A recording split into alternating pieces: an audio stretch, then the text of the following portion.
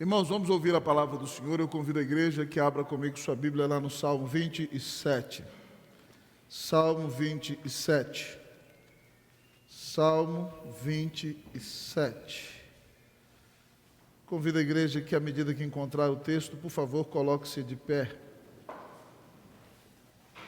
Salmo 27.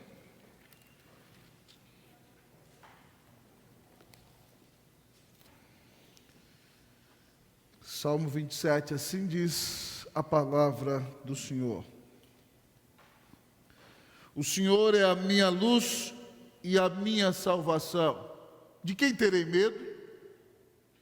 O Senhor é a fortaleza da minha vida. A quem temerei?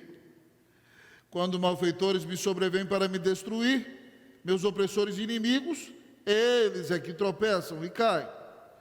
Ainda que um exército se acampe contra mim, não se atemorizará o meu coração. E se estourar contra a minha guerra, ainda assim terei confiança. Todos comigo, versículo 4. Uma coisa peço ao Senhor e a buscarei, que eu possa morar na casa do Senhor todos os dias da minha vida, para contemplar a beleza do Senhor e meditar no seu templo. Vamos orar ao Senhor. Feche os seus olhos, peça ao Senhor que fale ao seu coração nesta noite, em nome de Cristo Jesus. Oremos ao nosso Deus. Bendito Deus, eterno Pai, nós estamos aqui para dar-te glória. Pai, nós pedimos ao Senhor que exalte o nome de Jesus. Fala ao nosso coração, Deus, edifica a nossa alma e abençoa a nossa vida. Não há outro Deus além do Senhor. E o Senhor é o Deus que cuida de nós, que fala aos nossos corações, que nos protege e que nos abençoa.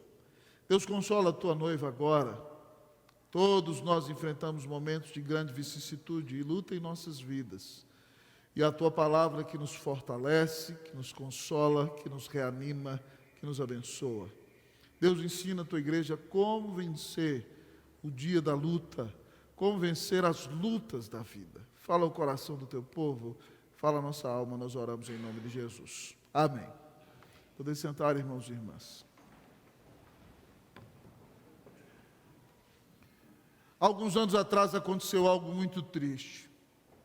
Um pastor de uma grande igreja americana, que fez uma grande doação à Igreja Presbiteriana do Brasil, para construir um dos grandes edifícios que pertence à nossa denominação, nessa cidade de São Paulo. Era um jovem pastor que tinha substituído o pastor que havia feito a doação, elegante, atlético, casado com uma esposa muito bonita, um casal muito elegante, um excelente teólogo, um exímio pregador, pastor de uma grande igreja nos Estados Unidos. E de repente eles têm um filho, e o filho nasce com um problema mental, com um retardo mental. E eles têm outro filho, e o outro filho nasce com um retardo mental.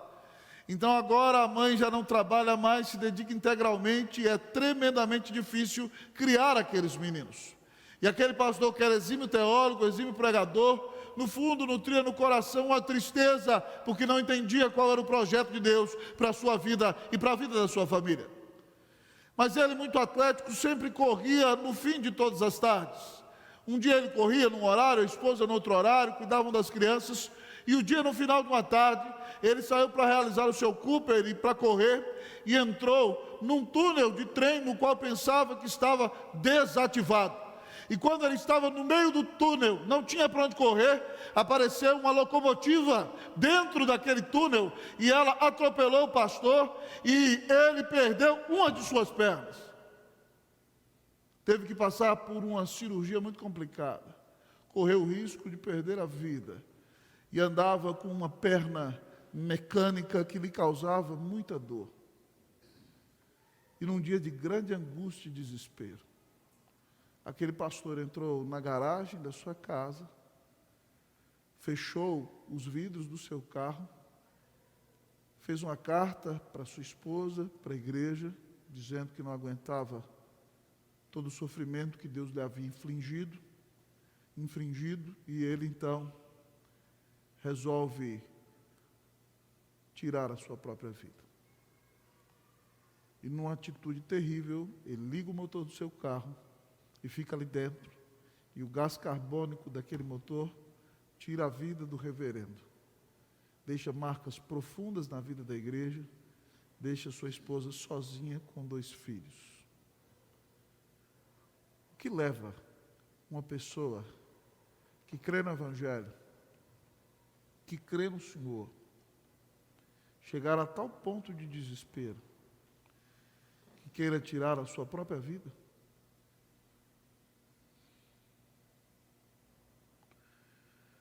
O que faz com que uma pessoa que conhece muito bem toda a doutrina e a teologia e a tem clara na sua mente, não deixe essas verdades arraigar-se profundamente em seu coração, de maneira que no momento do desespero se esquece do Senhor seu Deus e comete a loucura de tirar a sua própria vida?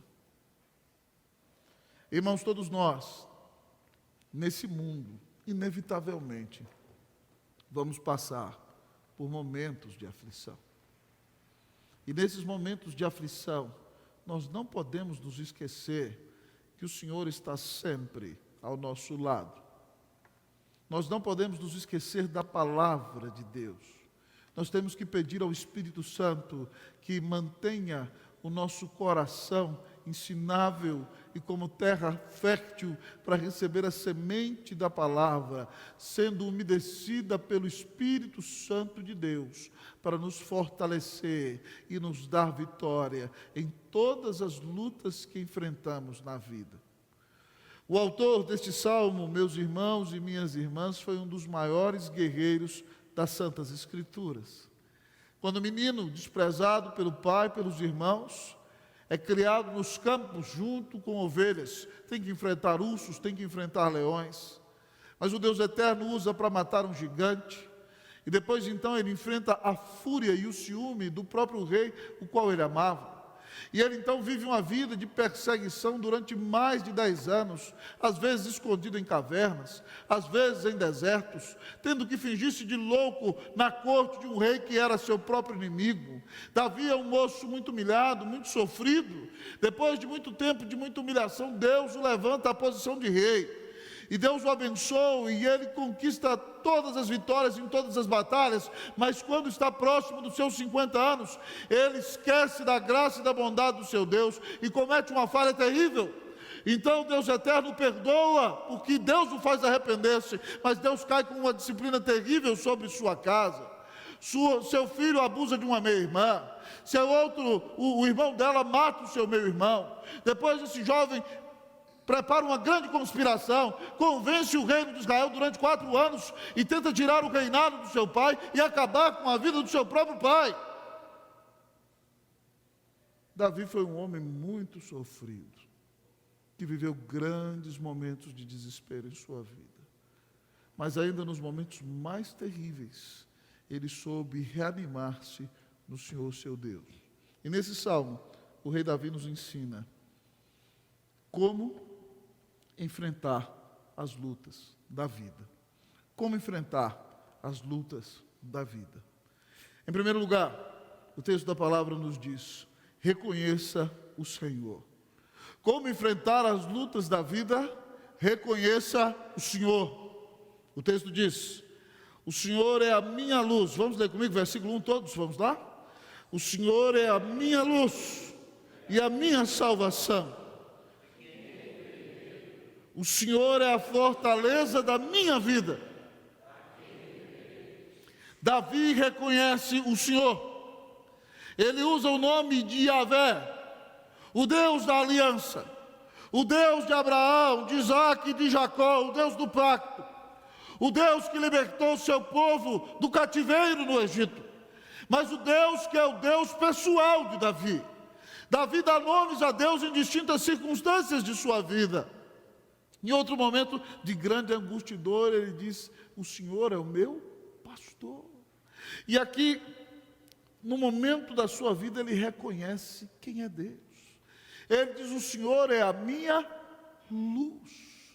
No momento de noite tenebrosa, no momento de grande escuridão, quando ele pensa que a sua vida já não terá mais perspectiva. Ele sabe que quem ilumina o seu caminho é o Senhor é a minha luz. E por que ele tem essa certeza? Porque ele é remido, porque ele é salvo, porque ele crê no Redentor que viria em sua própria descendência, o Messias que Deus prometeu, o Salvador do mundo. Por isso ele pode dizer: o Senhor é a minha luz, a minha salvação. Davi é pai de Jesus, mas Jesus morreu na cruz para pagar os pecados de Davi. E Davi foi salvo olhando para o Redentor que viria no futuro e pagaria seus pecados na cruz. Esse Redentor é Deus. Davi diz: o Senhor é a minha salvação. Mas Davi não só reconhece que o Senhor é quem o ilumina no dia das trevas e o seu Salvador, ele reconhece que o Senhor o protege. Ele diz: o Senhor é a fortaleza da minha vida. Que bênção maravilhosa, irmãos, é saber que, ainda que o mundo inteiro esteja contra nós, se nós estamos no Senhor, nós estamos dentro do castelo e da fortaleza mais protegida que existe. O Senhor é uma fortaleza inviolável. O Senhor é uma fortaleza inexpugnável. O Senhor é invencível. Davi diz: o Senhor é a fortaleza da minha vida. Ele diz: eu estou dentro da muralha do castelo mais poderoso que existe. E o meu castelo é o próprio Senhor. É só quando você reconhece quem Deus é, que você vai conseguir enfrentar os dias difíceis, os dias de luta, os dias de trevas, os dias de angústia, os dias de dor. Todos nós passaremos por esses dias, e nesses dias nós temos que reconhecer quem é o nosso Deus. Quando Davi diz que o Senhor é a sua luz, eu me lembro de Jesus que disse: eu sou a luz do mundo. Todo aquele que crê em mim não estará nas trevas, pelo contrário, terá a luz da vida. Se você quer ter uma vida iluminada nas trevas da existência e não quer passar a sua vida nas trevas da eternidade, creia que Jesus Cristo é a luz que te ilumina, que te leva a Deus, que te leva para o céu. Mas creia que o Senhor é a sua salvação. Jesus, quando esteve entre nós, no dia em que salvou Zaqueu, disse: o Filho do Homem veio buscar e salvar o perdido.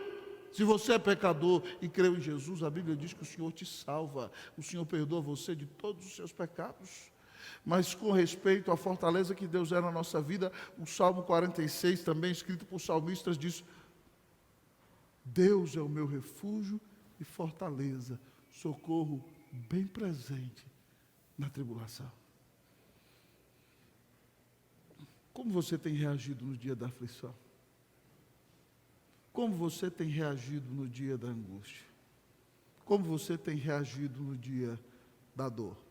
Há uma cena do rei Davi, irmãos, na sua vida que muito me impressiona. Depois que Davi cai em adultério com Batseba, e infelizmente ele coloca o marido dela na linha de frente de batalha para que ele morra, ela fica grávida e ele a leva para dentro do seu palácio.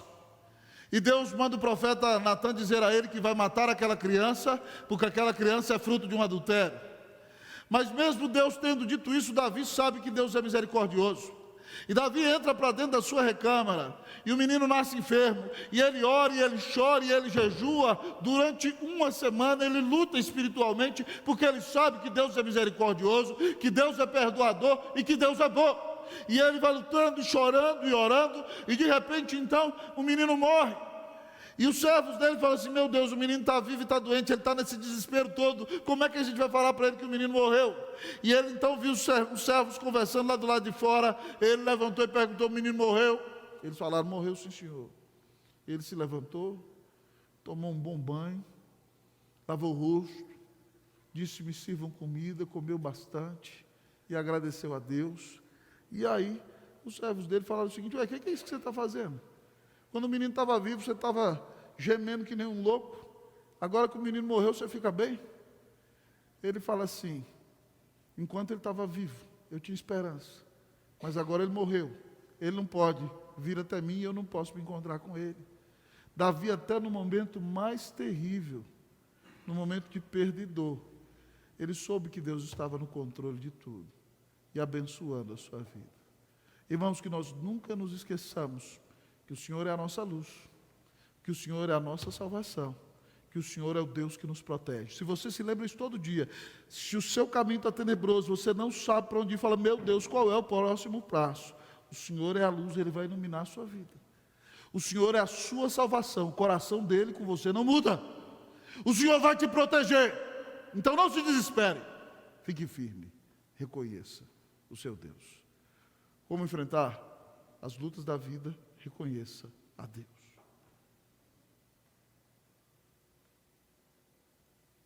Mas, em segundo lugar, nós aprendemos com o salmista como enfrentar as lutas da vida. Confie no Senhor. Como enfrentar as lutas da vida? Confie no Senhor. O texto da palavra, irmãos, é maravilhoso. Versículo de número 2, eu lerei o 2 da igreja 3. Quando malfeitores me sobrevêm para me destruir, meus opressores e inimigos, eles é que tropeçam e caem. Vocês, o 3.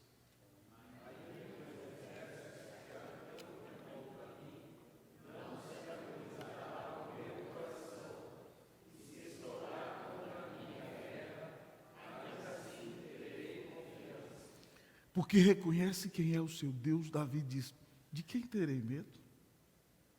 No versículo 1 ele diz, a quem temerei? Davi é um homem que não tem medo, porque ele reconhece o seu Deus, ele confia, ele não tem medo. E uma atitude contrária ao medo é uma fé inabalável. Ele diz para nós, olha, quando malfeitores se levantam e sobrevêm contra mim, meus opressores e inimigos, para tentar me destruir, eles estão perdidos.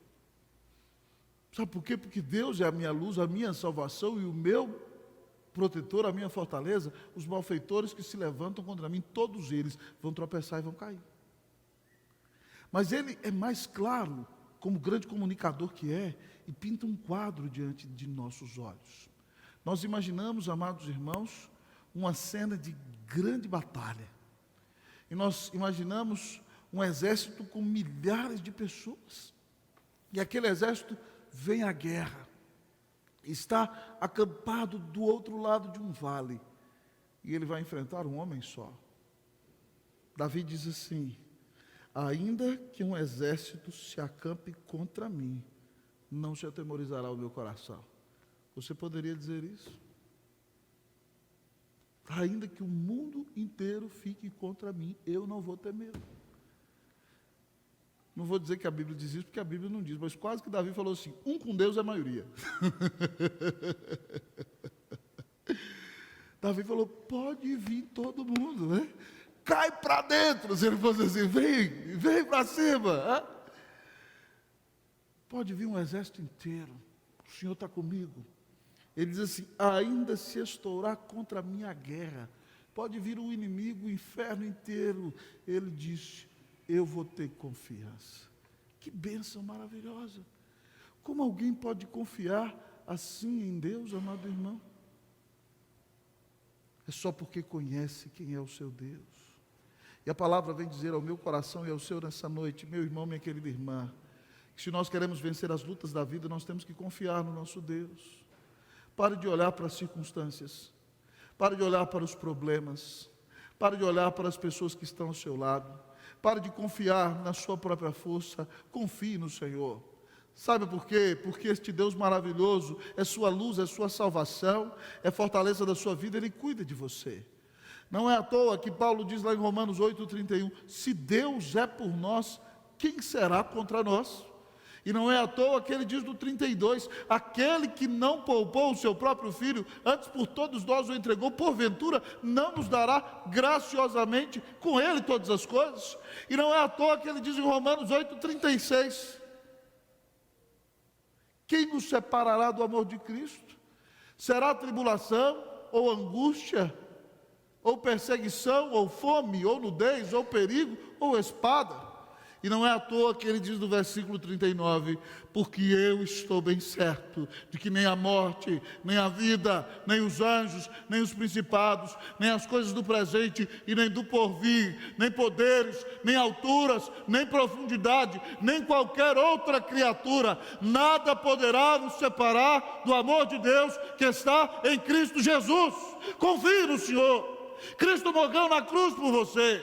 Ele te protege no dia da dor. Ele cuida de você no dia da aflição. Ele não te abandona. Não é à toa que este mesmo Davi escreveu no Salmo 23, 4: ainda que eu ande pelo vale da sombra da morte, não temerei mal nenhum, porque tu estás comigo, a tua vara e o teu cajado me consolam.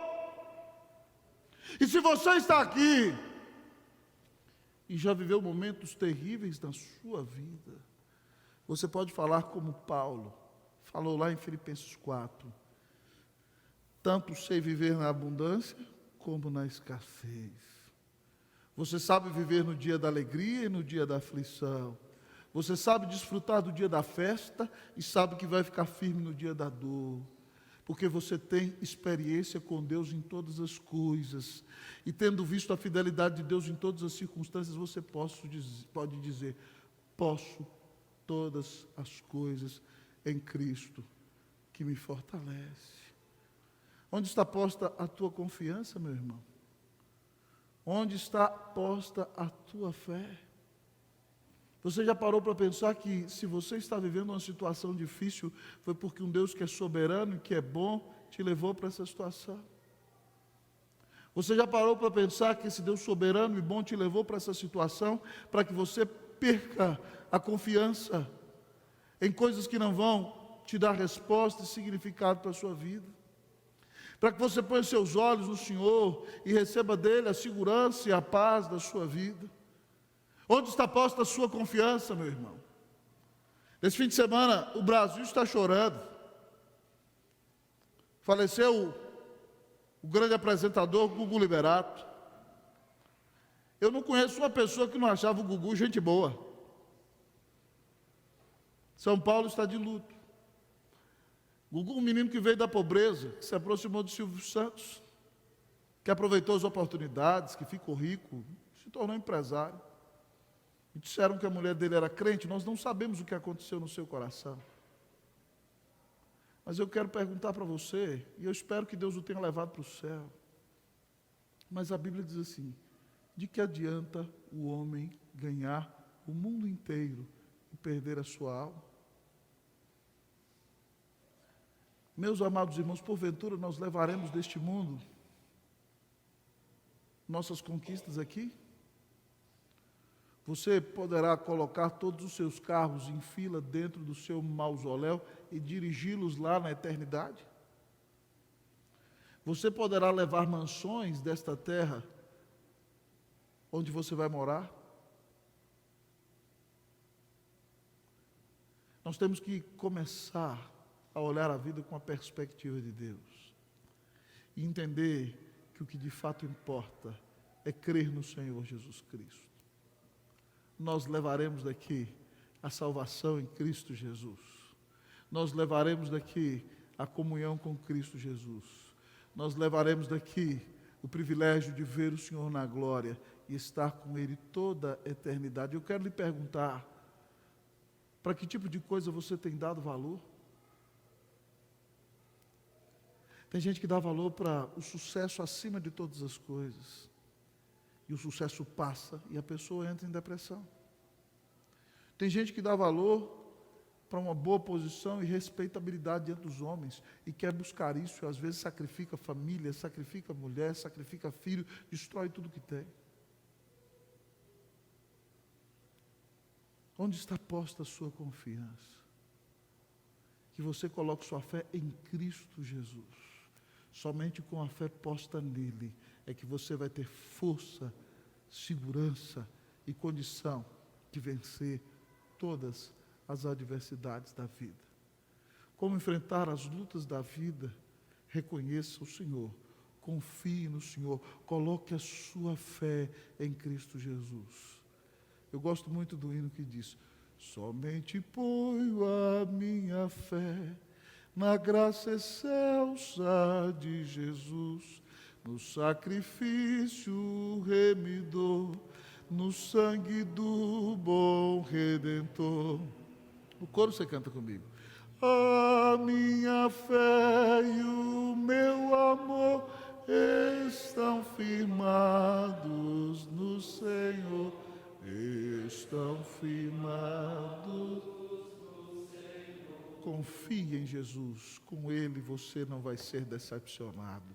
Confie em Jesus e você passará toda a eternidade ao seu lado.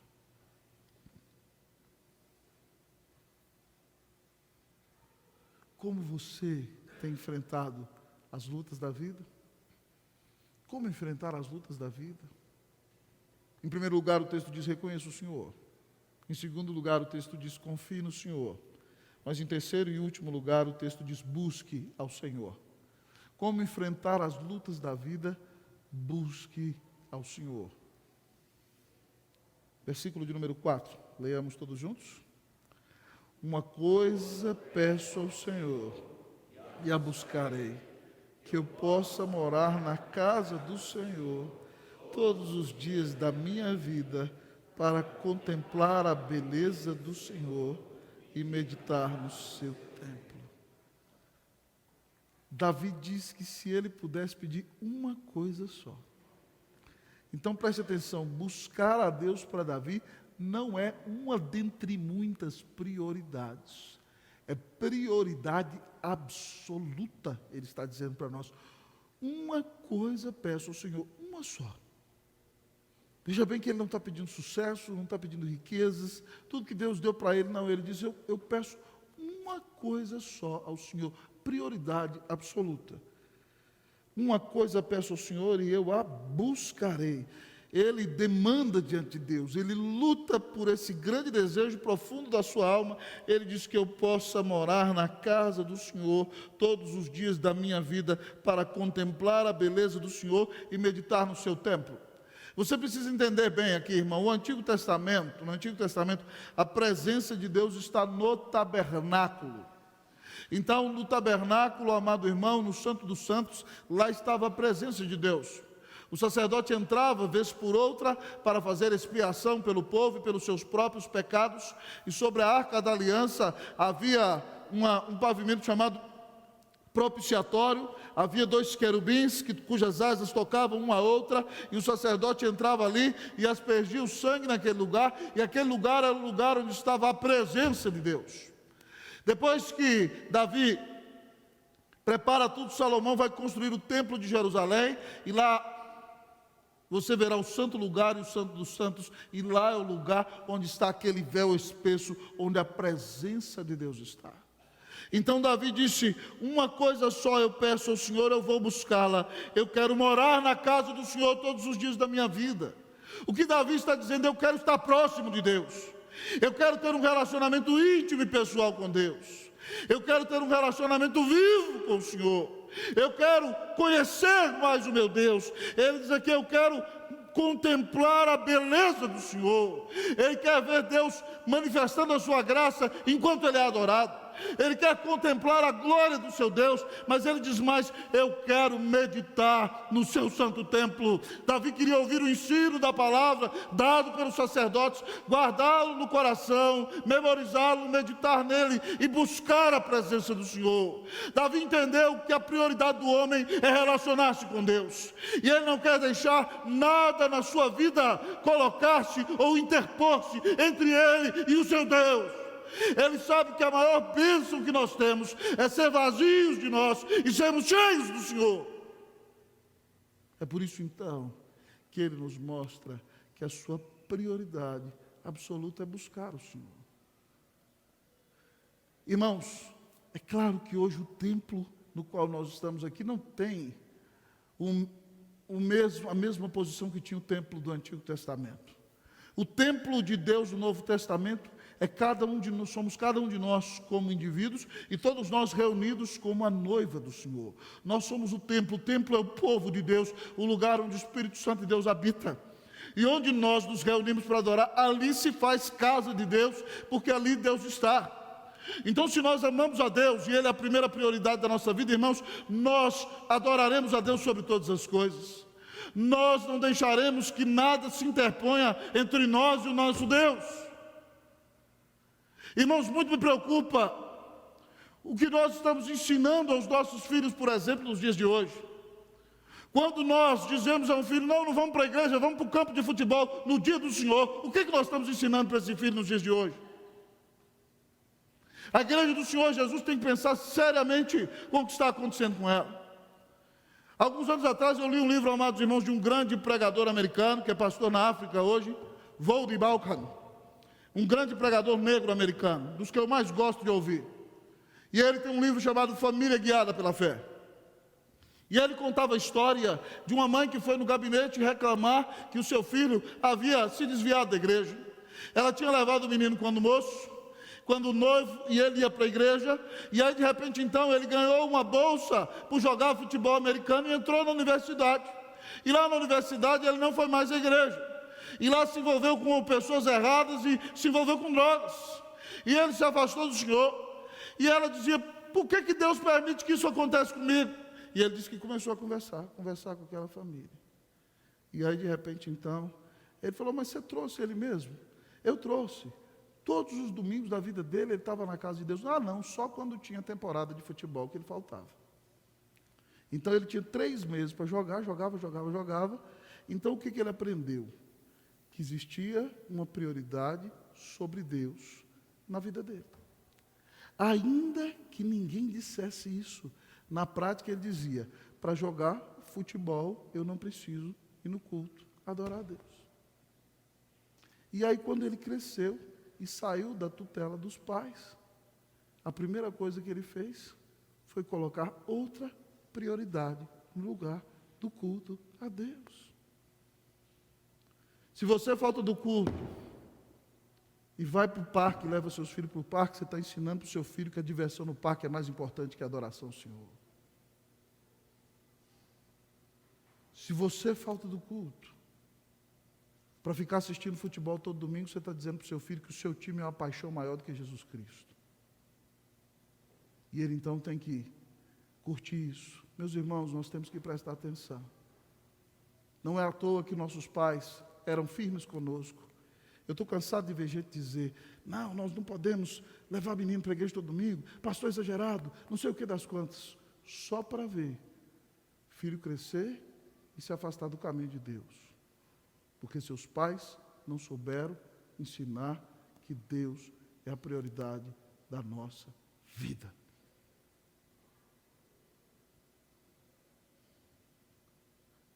Irmãos, isso não é balela, isso não é conversa, isso não é palavrório.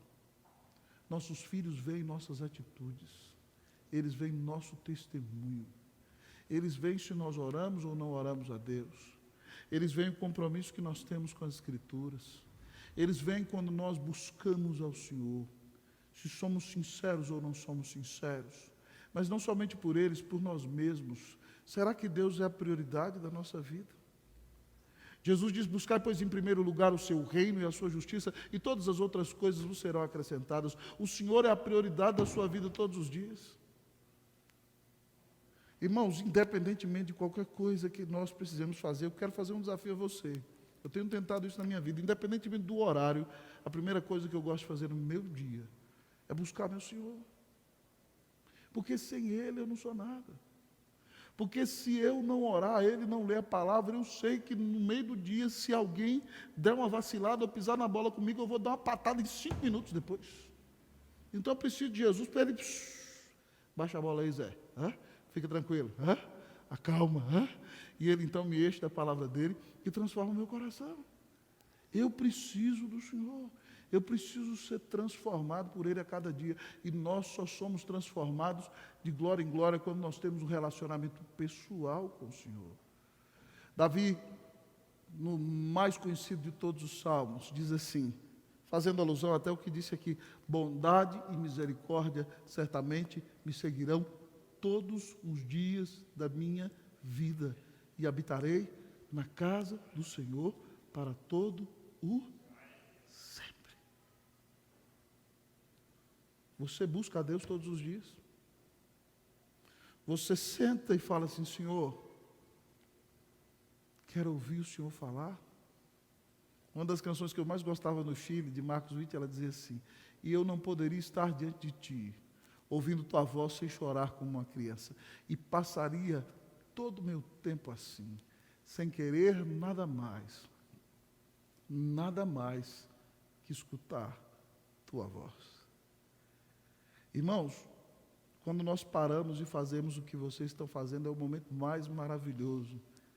Não porque o pastor Rosta está falando, o pastor Rosta não é nada, mas porque o Senhor abre o livro dele e usa a palavra dele para mudar a nossa vida e o nosso coração. Ele fala conosco. Nós deveríamos amar esse momento. Não é à toa que eu digo: você desligue o celular. Não é à toa que você não deve ficar caminhando nessa hora. Porque nessa hora Deus abre o livro e descortina o seu coração e mostra a você que você precisa entender que Jesus Cristo é tudo que você tem. E sem Ele nada você pode fazer. Ame buscar o Senhor. Ame invocar a presença do Senhor. Ame ler a Bíblia dentro de casa. Ame a oração. Eu não sei se você sabe disso, eu estou fazendo aplicações práticas porque nós precisamos delas. Pedro, na sua primeira carta, quando ensina o marido tratar a mulher e a mulher tratar o marido, numa parte ele diz que o marido deve tratar a mulher como o vaso mais frágil. E sabe qual é o argumento que ele diz para isso? Para que não sejam interrompidas as vossas orações. Duas aplicações. Se você está quebrando o pau com a mulher, suas orações são hipócritas. Então tem que resolver. Para orar tem que resolver. Mas segunda coisa, o ambiente de uma casa onde há um casal cristão tem que ser um ambiente de oração. Às vezes nós somos casais cristãos e nós só lembramos de orar quando a crise vem e se coloca diante de nós. Ou no dia de perda, ou no dia de sofrimento dos nossos filhos, ou diante de uma possível tragédia, enquanto a Bíblia diz para que não sejam interrompidas as vossas orações. Marido, você tem que orar com a sua mulher todos os dias. Mulher, você tem que orar com o seu marido todos os dias. E talvez a coisa não está dando certo, não está engatando, porque está faltando oração na sua casa. E Deus precisa chamar a sua atenção de um jeito ou de outro. Então, para Ele chamar a sua atenção, as coisas têm que começar a dar errado. É como um carro, quando você bota a marcha, ele não vai, não engata. Porque está faltando Deus. Para você entender que sem Deus sua casa não vai. Sem Deus sua família não vai. Sem Deus sua vida não vai. Você precisa de um relacionamento vivo e pessoal com o Senhor. Preste atenção, talvez Deus te levou para o meio da tempestade, para que você entenda que você precisa do Senhor e tem que buscar a presença do Senhor. E quando você está no meio da tempestade, você não pode fazer nada, você só pode clamar ao Senhor. Então você vê o Senhor se levantar e te dar o livramento e derramar sobre a tua vida a sua graça e a sua bênção. Então entenda que essa luta é doída demais, é sofrida demais. Parece que talvez você está sendo cortado na própria carne. A dor é lancinante, é inexplicável. A sua vontade é entrar dentro do quarto e gritar o dia inteiro. Mas o Senhor está nisso. Como enfrentar, pastor, as lutas da vida? Como enfrentar as lutas da vida? Reconheça quem é o seu Deus, que te amou e deu Jesus na cruz por você. Confie somente no Senhor. Ele prometeu estar com você todos os dias. Mas entenda que a sua prioridade é conhecer o Senhor, é amá-lo sobre todas as coisas. Busque o Senhor e Ele vai encher a sua vida de graça. Ele vai estar com você no meio da dor. Ele vai te encher de esperança e Ele vai transformar o seu coração. Como enfrentar as lutas da vida? Reconheça o Senhor, confie no Senhor, busque o Senhor, que Deus te dê vitória nas tuas lutas, em nome de Jesus. Amém.